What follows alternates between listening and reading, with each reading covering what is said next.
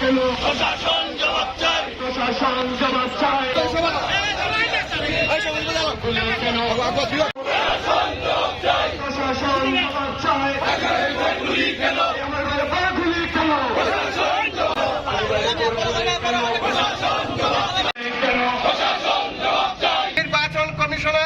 নির্বাচন কমিশন আগামী জাতীয় সংসদ নির্বাচনের তফসিল ঘোষণা করেছে।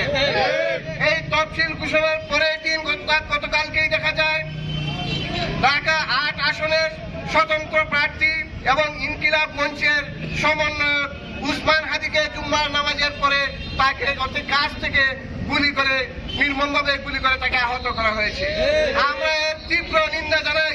আমরা বলতে চাই এই দেশের মধ্যে আওয়ামী সন্ত্রাসী গোষ্ঠীর সাথে একটা অশুভ শক্তি দেশের নির্বাচন বানচালের জন্য পায়তারা করতেছে। চট্টগ্রামের এরশাদের পরও একইভাবে হামলা করা হয়েছে। আপনারা জানেন আজকে নির্বাচনী অফিসে দুষ্কৃতিকারীরা আগুন দিয়েছে।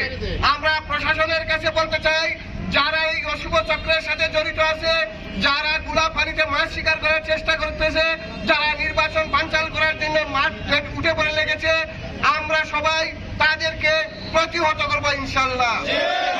আইনের আওতায় এনে যারা অপরাধ করেছে তাদের সুষ্ঠু বিচারের আওতায় আনতে হবে এবং প্রত্যেকটা নির্বাচনী প্রার্থীকে নিরাপত্তার বিধান করতে হবে।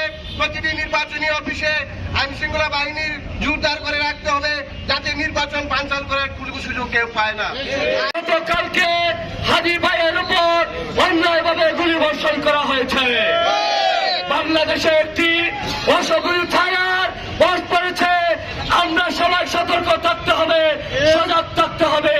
বাংলাদেশের নির্বাচনকে বানচাল করার জন্য বিভিন্ন প্রকার ষড়যন্ত্র হচ্ছে। এই ষড়যন্ত্রের অংশ হিসাবে আপনারা দেখেছেন গতকালকে একজন ক্যান্ডিডেটকে অন্যায়ভাবে রাস্তায় গুলি করা হয়েছে। আমি সুনামগঞ্জ জেলা বিএনপির পক্ষ থেকে এর তীব্র নিন্দা প্রতিবাদ জানাচ্ছি।